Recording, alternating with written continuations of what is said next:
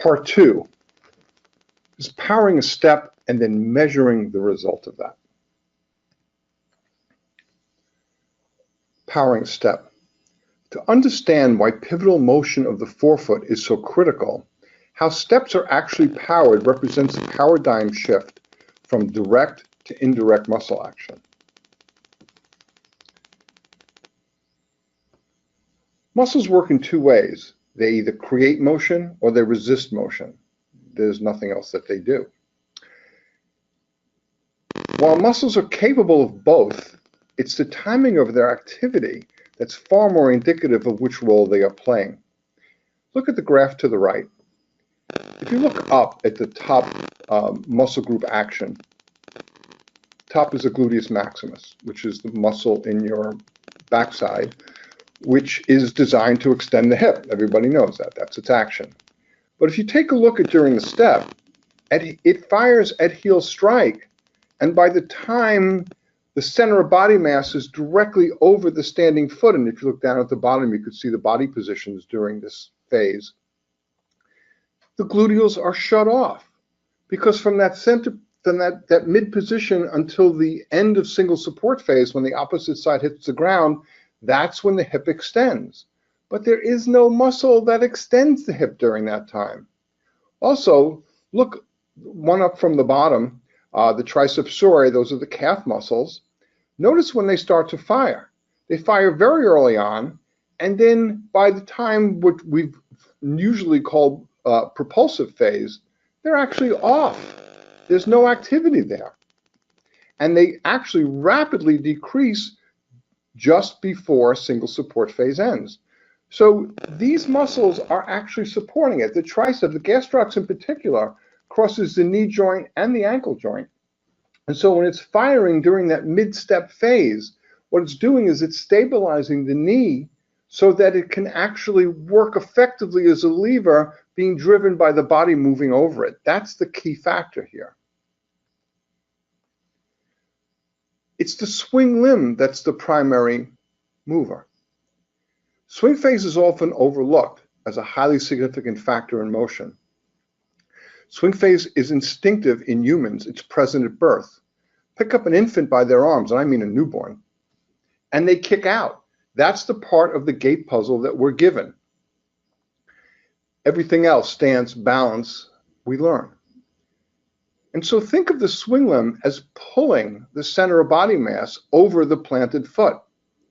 Muscles within the support limb act eccentrically, which is anywhere from 1.5 to 6 times more efficient, therefore stabilizing the limb to permit a leveraged thrust against the ground. The prime mover is the center of body mass. There are 2 graphs to your right.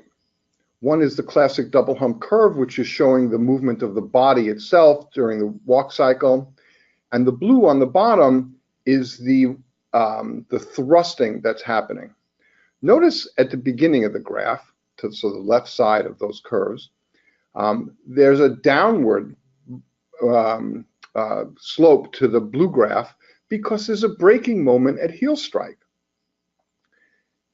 And then it's overcome by a thrusting moment until that second peak is achieved, so to the right side of the graph. And look at the coordination of those. This is what's as important. The blue box I just put on is there to represent a single support phase.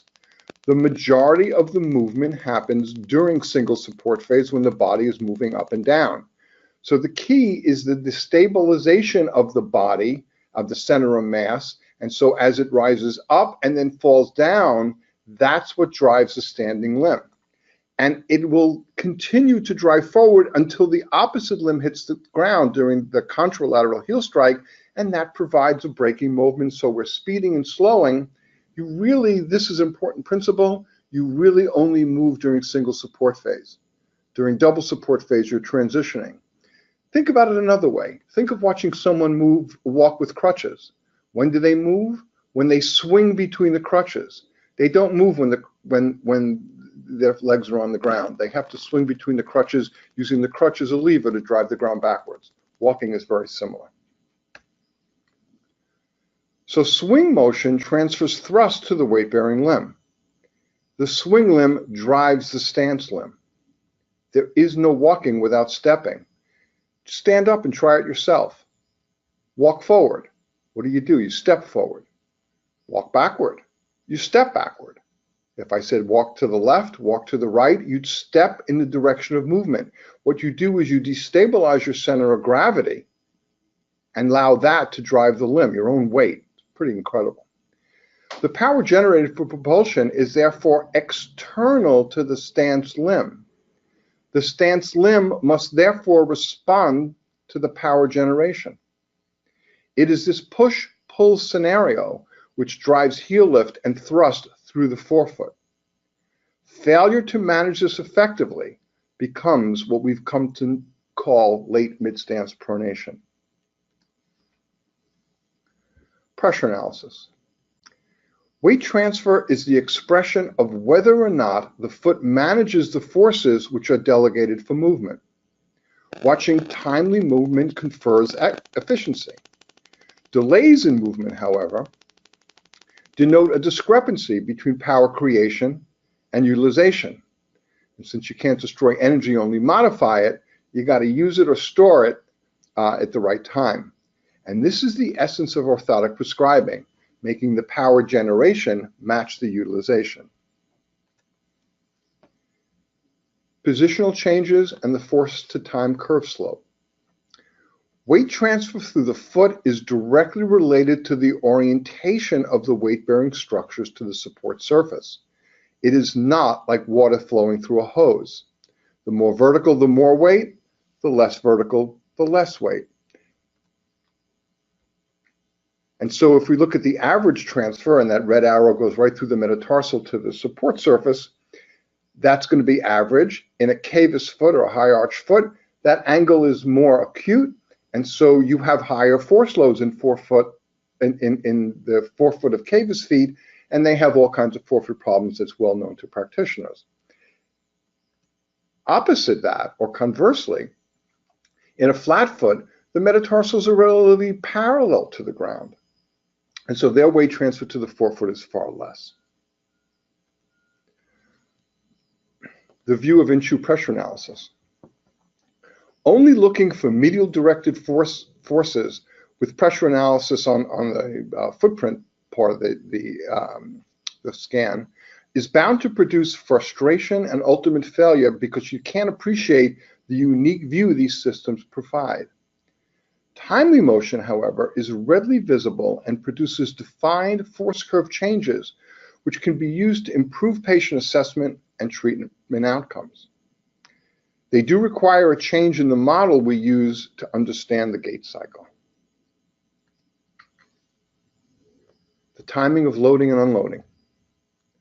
Loads are applied to the inferior heel during heel strike. We talked about this earlier, and they happen in a very rapid fashion. But loads are removed from the heel from peak heel load until visible heel lift occurs. So if you look to the graph on the right, it's a very rapid upward slope until the first peak where it says peak heel load is reached. But then from that point until HO, which is heel off, there's a variation in the shape of that curve. Notice that. It's not a straight curve down. It's steep, and then it levels, and then it's steep, and then it levels again. These are the changes in the body's advancement and the foot's ability to permit this advancement during that time. And so graphing these events shows whether the loads are being applied, being removed, or remaining static. And the static has profound implications. Motion changes with orientation. As the step progresses, the action of heel lift is accommodated by the movement of the metatarsal bases about the heads.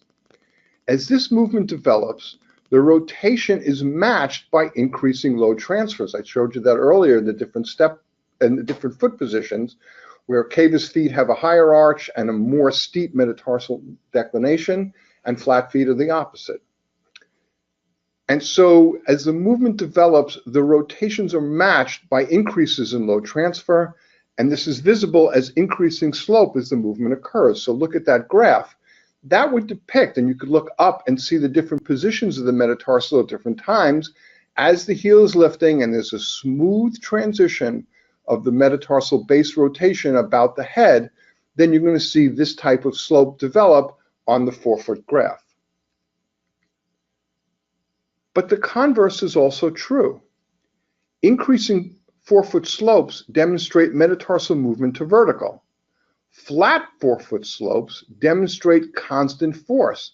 Think of standing on a bathroom scale in the morning. When you get on, the dial turns, but when you stand there, it's constant because you're not moving.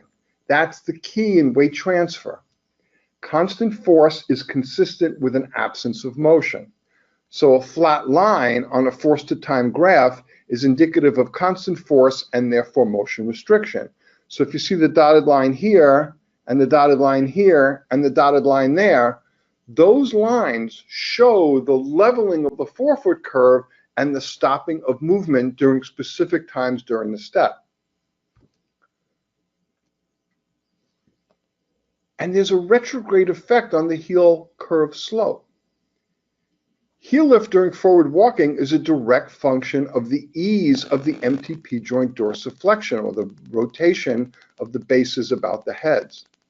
If the MTP joint motion is restricted, like you saw in the video that I showed of that severely pronating foot, then the process of calcaneal unweighting is impeded in one way or another.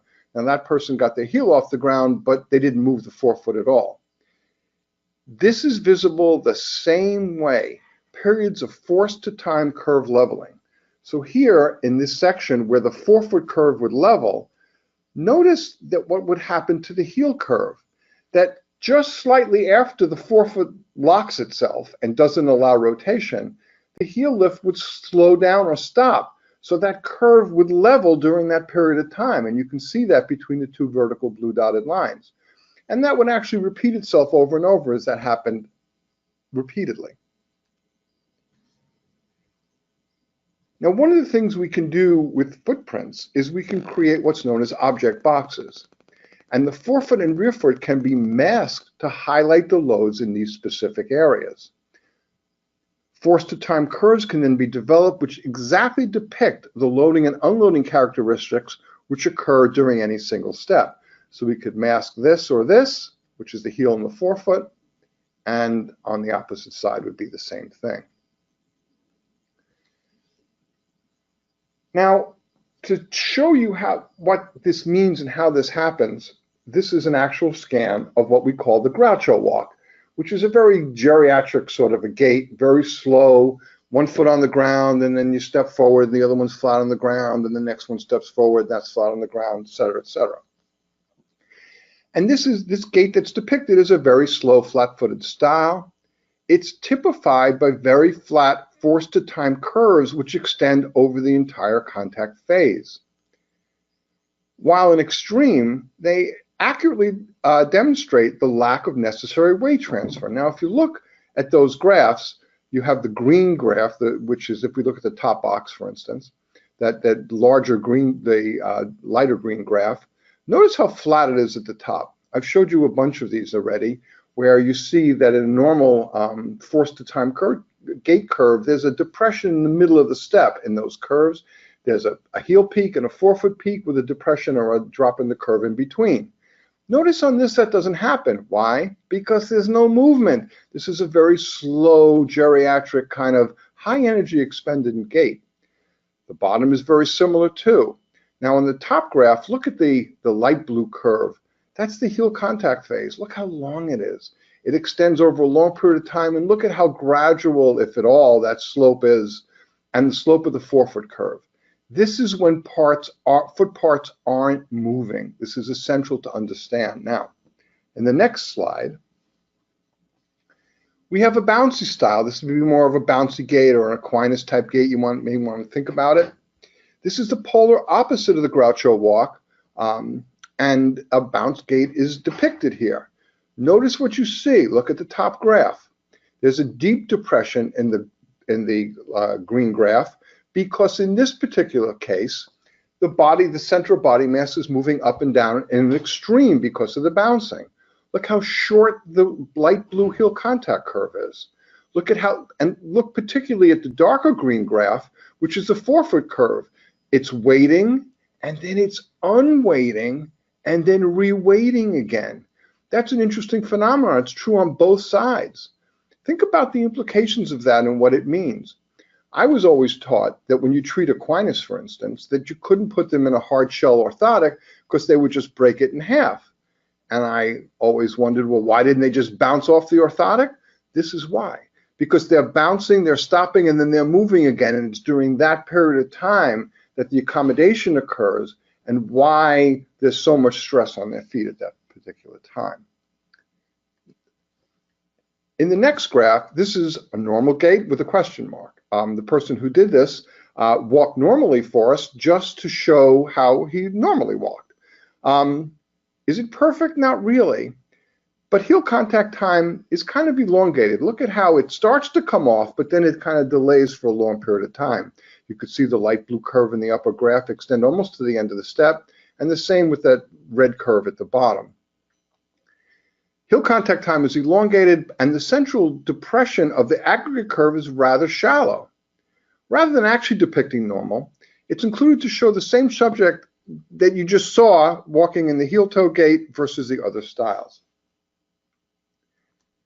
Now, what would you do with that curve? How would you change it? What were the things that you look for? Well, considering that heel contact time is so long, perhaps a shoe change. Maybe he's got stiff-soled shoes on. And so something more flexible to forefoot may make it a little bit easier to walk. Heel contact time is very elongated. Perhaps you do use less cushioning in the heel. Cushioning elongates heel contact. If you're using cushioning to treat heel pain, think again, because it increases heel contact duration, and you can see this with Tekscan very, very easily, and therefore causes more pronation and all kinds of difficulties. What would you do with a foot orthotic? Well, you try to improve forefoot function to shorten heel contact duration and increase the depth of the central depression. So here, you'd want the heel curve to look something like this blue line, where it's shorter and it's off the ground, by mid-step, maybe a bit later. That's fine. And on the red graph on the bottom, you'd want to have a much deeper central depression like you see here. That would be more normal. So you could try different kinds of changes. A flexible shoe, less cushioning, a different kind of orthotic, and I'll go through details about that in a second. And those changes, then you look at what happens in the scan and what the effect of that is. Are you moving their body up and down and moving efficiently so that the weight is actually driving the body rather than muscle activity, which will eventually lead to fatigue and or pain or both, which is the most likely. So those are the options, and this is how you think about that. First of all, changing heel contact duration. This is one of the critical components. When you watch someone walking, they have to lift the heel during single support phase and before the opposite limb hits the ground. That's an important finding. Heel lift is a function of the motion being permitted with the metatarsal bases pivoting about the heads. I've said that a lot of times. I think it's important. The more efficient this maneuver, the greater the ease of heel lift. The more restricted this maneuver, the more difficult, if not impossible, heel lift becomes. By configuring foot orthotics regarding arch position and with different types of first-ray cutouts, changes can be made to the process of heel lift. Now, you got to measure this, which is what the F-scan is all about, and then you can objectively use this system in order to manage different types of orthotic adjustments and see what happens. So the concept is objective orthotic modification rather than let me change something and come back in 2 weeks and tell me how you did. Big difference. You could do this in 5 minutes. So to shorten heel contact duration, first of all, make sure that the hard shell of the orthotic ends behind the metatarsal heads. This is also true for AFOs, ankle foot orthotics. If the foot plate ends behind them in front of the metatarsal heads towards the toes, it's going to be impossible to walk in. I changed so many of those when I was in practice, and people were so much more comfortable. The first thing they feel when you shorten the AFO to end behind the metatarsal heads and add a first ray cutout, what they feel initially is the decrease in arch pressure. You always wear an AFO in a shoe, so there's no worry about it falling, that the toes are going to flop. They're wearing a shoe, it's not a problem. You can add a first ray cutout and increase the size as demonstrated by the changes in the graft shapes. Remove cushioning from the shoe and or the orthotic. That'll also shorten heel contact time, and make sure that the arch doesn't extend too far distally, as the case here, and see the black arrow, because that arch ends almost under the metatarsal head. It's going to block first ray plantarflexion, which is essential for MTP joint dorsiflexion. This is an example of an orthotic with a first ray cutout. This one is 3 mm subortholon, which is a shell material. There's so many materials that you can use. That matters to some extent, but not the purpose of this discussion today. This happens to have a valgus tip post, and the first ray cutout is actually for when you are laterally inclined, and you can see that certainly using center of pressure icon to see where they're going. You can use a valgus post, and you wouldn't want to use a rear foot post in that case because they're walking to the outside. That's a tip post. Now this one is one of my favorite orthotic style cases. This is the bidirectional first ray cutout. The metatarsal not only plantarflexes, but it plantarflexes and everts. And so if you have a two-directional cutout, one bias this and the other like that, then what happens is it causes the metatarsal to plantarflex and rotate into eversion, which really unlocks the MTP joint and prevents any functional hallux limitus from forming. This happens to be accompanied by a kinetic wedge or reverse Morton's extension to further promote plantarflexion and eversion of the foot. You have a thinner area under the metatarsal head and then a thicker one on metatarsals 2 through 5. Now this is a long first ray cutout, and you can see that it extends proximally on the orthotic. You don't want it to extend proximally further than the metcuneiform joint. In fact, it needs to be just distal to the metatarsal cuneiform joint, so under the metatarsal. If you let the metatarsal cuneiform joint sag, you're going to lose the effect. So a large cutout you want to use for hallux rigidus or real restrictions of motion that are present. Thank you.